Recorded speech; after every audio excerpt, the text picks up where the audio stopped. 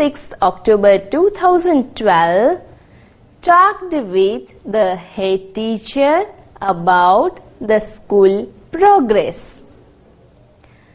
We know that what is school, right? We know about the head teacher. Acharya સાહેબ કે બેન છે ને એ જ. હવે મેઇન વસ્તુ આવે છે, એ છે સ્કૂલ પ્રોગ્રેસ. આપણા મમ્મી પપ્પા આપણા વર્ગ શિક્ષકને મળે છે ત્યારે કેવી મજા આવે છે, હે ને? ગુસ્સો પણ આવે છે ટીચર પર? યસ. કેમ આવે છે? કારણ કે એ આપણો રિપોર્ટ આપણા મમ્મી પપ્પાને આપે છે, હે ને? વાલી મીટિંગમાં જ્યારે મમ્મી પપ્પા વર્ગ શિક્ષકને મળે અને વર્ગ શિક્ષક મમ્મી પપ્પાને જે રિપોર્ટ આપે છે એ છે પ્રોગ્રેસ રિપોર્ટ. આપણે શું કર્યું, આપણે શું ભણ્યા અને શું ભણ્યા એમાં આપણને કેટલું આવડ્યું, રાઈટ? વર્ચ્યુઅલ ક્લાસ જ્યારે શરૂ થયેલો ત્યારે you are not that much able to understand English, right? હવે તમને હું બોલું છું in English that you can understand very well. That is progress of virtual class project. આપણે માહિતી જોઈ ને, રાઈટ? હવે આપણે એકવાર એને રિપીટ કરી લઈએ કે ડોક્ટર સ્મિતાએ શું કરેલું? hoisted flag, delivered a lecture, operated upon the patient, and lastly spent an hour with differently able children. આ થઈ ગયું સ્મિતાબેનના કાર્યોનું લિસ્ટ. હવે છે મનોજભાઈ સરપંચે શું કરેલું?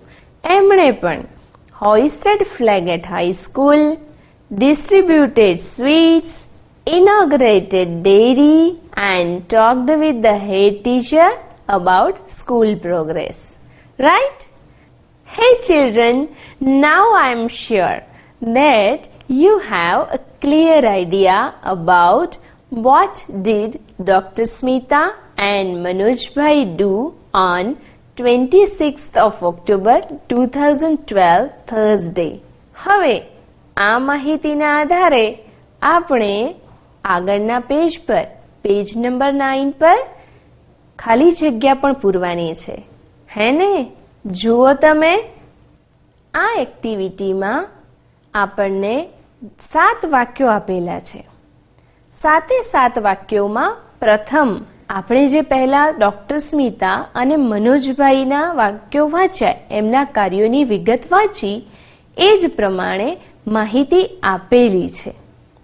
એ માહિતીના આધારે આપણે પ્રશ્ન બનાવવાનો છે અને જવાબ આપવાનો છે. એ માહિતીમાં એ વ્યક્તિએ જે તે સમયે એ કાર્ય કરેલું પણ છે. જો પ્રશ્ન બનાવતી વખતે વ્યક્તિ બદલાય છે કે કાર્ય બદલાય છે એ જોતા આપણે હા કે નામાં yes or no we have to answer in that manner. Okay? I am reading the instruction given on page number 9 for you. Now read the following sentences carefully and fill in the blanks.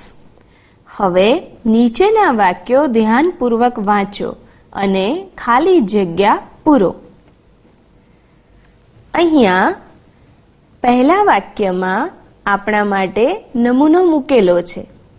Dr. Smita hoisted the flag at the high school. એના પરથી પ્રશ્ન બનાવેલો છે. The question is, did Dr. Smita hoist the flag at the high school? Answer is yes, she did. અહીંયા પ્રશ્ન બનાવવા માટે આપણને મદદ કરવામાં આવેલી છે.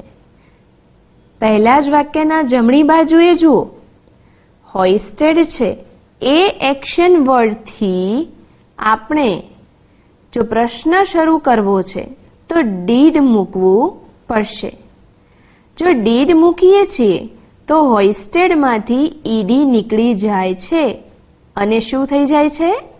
હોઇસ્ટ. પ્રશ્ન બનાવતી વખતે પ્રશ્ન જો ડીડથી શરૂ કરીએ છીએ તો જે એક્શન વર્ડ છે એ મૂળ એક્શન વર્ડ બની જાય છે. સમજાયું ને? જો અહીં વાક્યમાં હોઇસ્ટેડ છે. પ્રશ્ન શરૂ થયો ડીડથી એટલે એક્શન વર્ડ શું થઈ ગયો? હોઇસ્ટ. અને પ્રશ્ન જો ડીડથી કર્યો છે અને એ જ એક્શન સ્મિતાબેને કરેલી છે તો જવાબ શું થયો? યસ. જો યસ છે તો ડીડ આવશે અને નો હોય તો શું આવશે? Let's see through next sentences. Now the next sentence is Manojbai distributed sweets. હવે આપણે પ્રશ્ન બનાવવાનો છે. પ્રશ્નમાં પહેલા જ બ્લેન્ક છે. Blank doctor Smita distribute sweets. Answer શું આપેલો છે? નો, શી ડીડ નોટ. આ તો બહુ જ સિમ્પલ થઈ ગયું. આપણે ઉપર પણ જોયું કે પ્રશ્ન બનાવવો હોય તો શેનાથી શરૂઆત કરવાની છે? Yes, very good. ડીડ થી શરૂઆત કરીશું. લખવું પડશે આપણે અહીંયા. શું લખશો? ડીડ.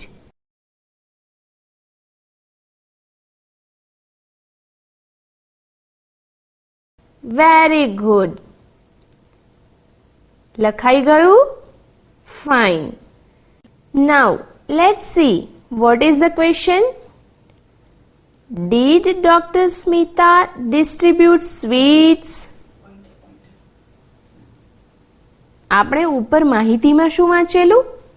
Manojbhai distributed sweets. પ્રશ્ન શું પૂછ્યો? Did Dr. Smita distribute sweets?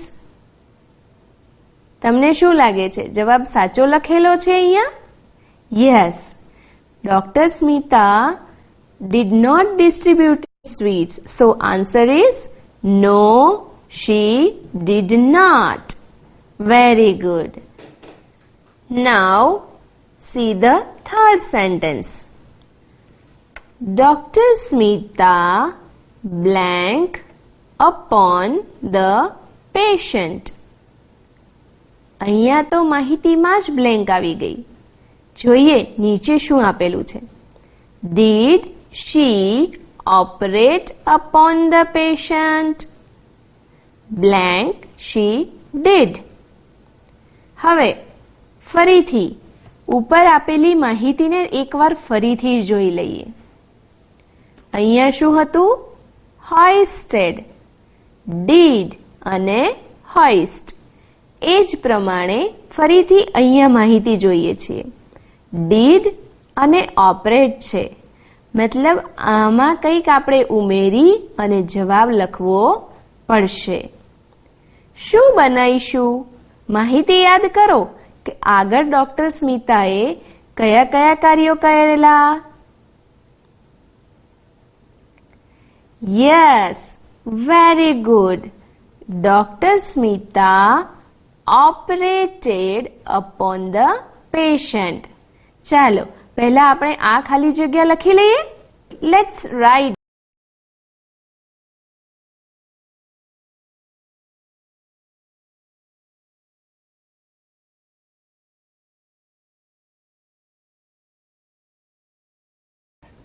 વાક્ય શું બન્યું?